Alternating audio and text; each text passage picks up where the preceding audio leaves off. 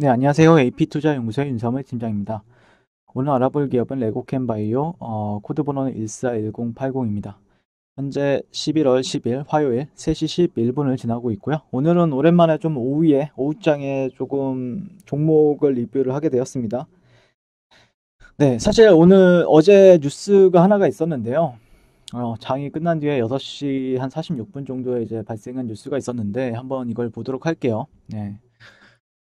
지금 사실 제가 이제 이 종목에 대해서 꾸준히 매일같이 리뷰를 하다 보니까, 뭐, 사실 내용적인 측면에서는 뭐, 별다를 게 없죠. 다 얘기했던 거고.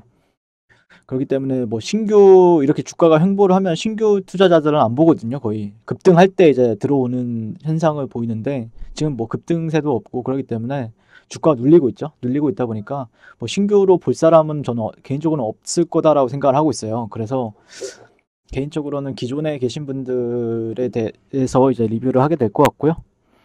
어, 오늘 뉴스는 이제 독일 베링거 인겔하임과 브릿지 바이오의 이제 기술 수출 해지라는 뉴스가 있는데, 레고캠 바이오도 이제 영향을 받을 수 있다라는 뉴스가 있었습니다. 그래서 상당히 이름도 어려워요. 예, 진짜 제약 바이오 리뷰를 제가 진짜 많이 하는데 이름 하나하나가 너무 어렵습니다. 네, 그래서 베링거 인겔하임이 이제 브릿지 바이오 테라피틱스와 맺은 총 1조 5천억 원 규모의 특발성 폐섬유증 신약 후보 물질 BBT-877에 대한 독점 권리를 반환했다라고 합니다. 그래서 지난 19년 7월 어, 그냥 베링거라고 할게요. 베링거의 기술 이전한 특발성 폐섬유증 신약 후보 물질의 권리를 모두 반환받기로 양사 했다고 9일날 밝혔고요.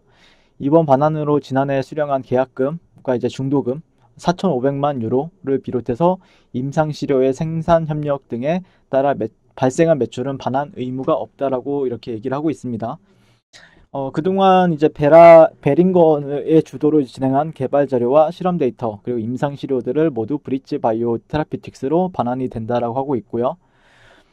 당시 이제 브릿지 바이오는 1조 5천억 원 규모로 기술 이전했던 특발성 폐섬유증 치료 후 신약 후보 물질 BBT-877의 임상 이상 진입이 약 1년 정도 연기가 됐다 언급한 바 있다 이렇게 얘기를 하고 있습니다.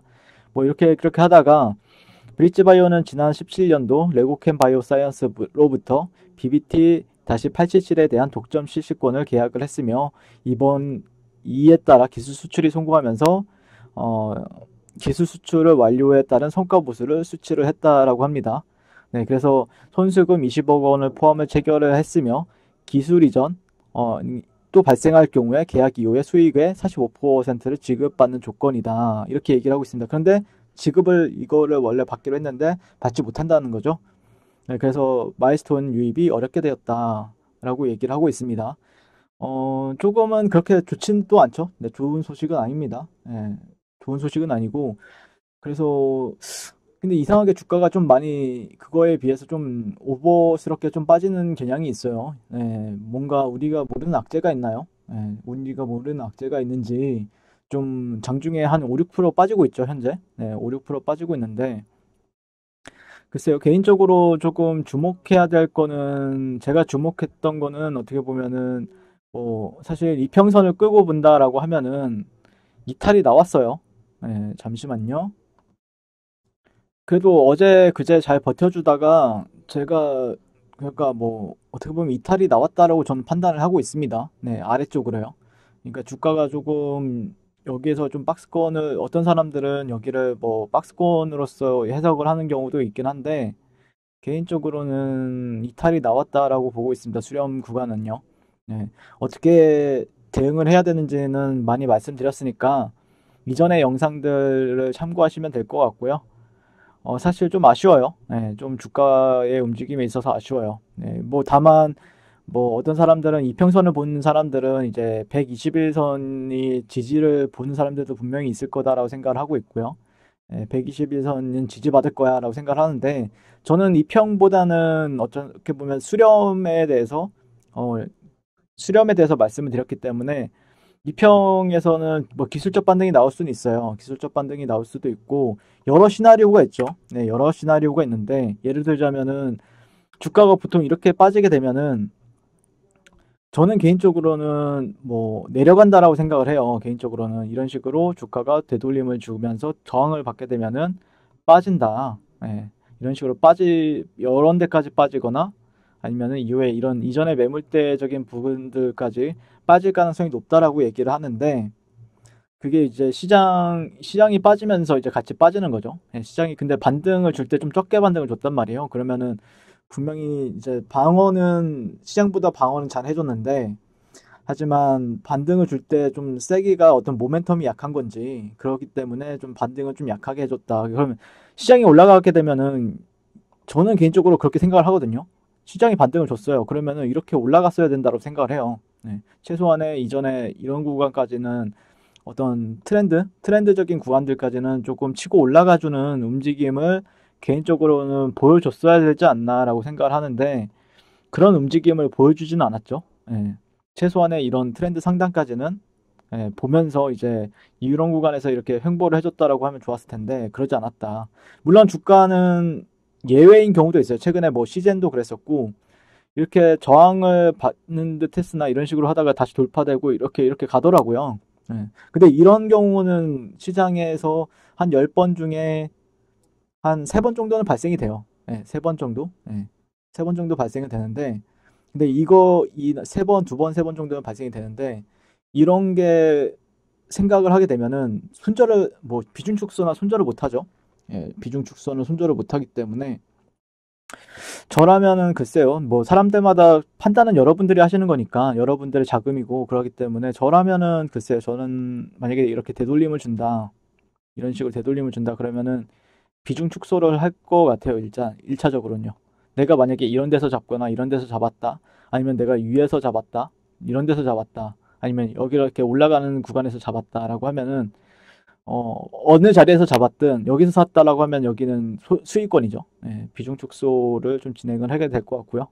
그 다음에 만약에 이게 주가가 이런 식으로 올라타거나 이렇게 됐을 때 이때 좀 비싸더라도 비싼 구간에서 잡는 게 아니면 어떤 박스권적인 구간들을 돌파하고 나서 사도 늦지가 않는다라고 판단하고 있습니다. 네, 그래서 글쎄요, 좀 어려운 구간인 것 같아요. 네, 개인적으로는 좀 어려운 구간이다라고 생각을 하고 여러분들도 그렇게 생각을 하지 않을까라고 생각을 하고 있습니다. 네, 근데 선택은 여러분들의 몫이죠. 저는 개인적으로 그렇게 생각을 합니다. 네, 개인적으로 이탈이 나왔기 때문에 여기선 그래도 몸통이 잘 지켜줬단 말이에요. 몸통, 그리고 121선에 지지를 받았고 한 번 정도. 근데 뭐 어떤 사람들은 이런 이평을 지지선으로서 파악을 하는데 저 같은 경우에는 이평을 지지선으로서 파악을 하지 않습니다. 네, 파악을 하지 않고 그렇기 때문에 저는 좀 어쨌든 수렴이 되고 있었죠. 네, 단기, 중기, 단기, 초단기, 중기 이평선들이 수렴이 되고 있었고 밑으로 빠졌어요.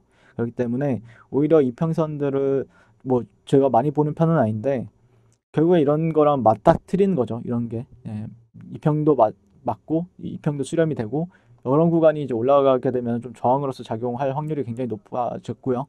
그다음에 차라리 이렇게 강하게 돌파해주고 나서 여기서 사도 문제가 될 게 없어요. 네, 이런 구간에서도 사도 문제가 될 게 없고, 뭐, 주가가 싸다고만 사는 게 아니라, 비싸졌을 때도 뭐 이렇게 좀 기대치 수익이 크다라고 하면은 충분히 갈 수 있기 때문에 지금은 현재는 좀 비중 관리라든지 아니면 계좌 관리를 할 시점이다라고 보고 있고요.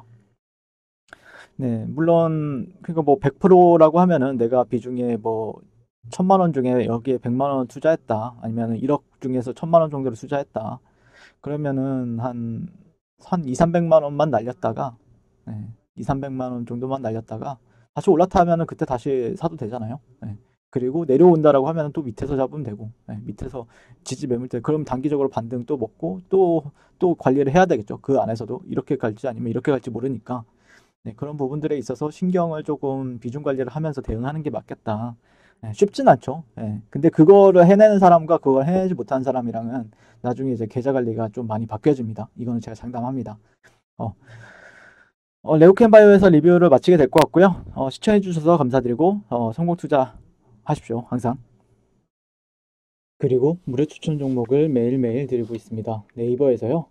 AP투자연구소를 검색하시고 웹사이트 상단에 AP투자연구소로 홈페이지로 갈 수 있는 링크가 나옵니다. 클릭하시게 되면 홈페이지로 접속을 하실 수가 있고요. 화면 가운데 라이브로 깜빡깜빡하는 게 보이시죠? 그 밑에 2020년 무료 추천 종목이 있습니다. 클릭하시게 되면은 매일매일 저희 소장님께서 댓글로 리딩을 해드리고 있습니다. 11월 6일, 11월 5일 계속해서 매일매일 추천 도와드리고 있고요. 오늘의 추천 종목의 동향을 한번 살펴보도록 할게요. 네, 7시 47분부터 댓글 리딩에 들어가신 걸 보실 수가 있고요. 간밤에 있었던 주말간 미증시에 대한 설명부터 상승과 하락에 대한 이유까지 댓글로서 리딩을 도와드리고 있습니다. 9시가 되면 추천 종목이 나가게 되는데요. 종목명, 매수가, 1차 목표가, 손절가가 함께 제시가 됩니다. 오늘 같은 경우에는 젠큐릭스, 휴림 로봇이 추천이 나왔고요. 젠큐릭스 같은 경우에 현재가 19,150원 기준 매수, 1차 목표가 19,700원, 손절가 18,300원으로 대응합니다. 라고 목표가와 손절가가 같이 제시가 됩니다. 그랬을 때 주가가 상승하게 되어 목표가에 도달했을 때는 목표가에 도달했다고 댓글로서 리딩을 도와드리고 있고, 하락하면 하락하게 되었다고 손절에 대한 리딩도 함께 해드리고 있습니다. 지금 이 무료 추천 종목은 로그인을 하지 않아도 누구나 다 볼 수 있는 공개되어 있는 댓글 리딩이기 때문에 홈페이지에 오셔서 종목이 필요하신 분들은 많은 도움 받아가시면 좋겠습니다. 감사합니다.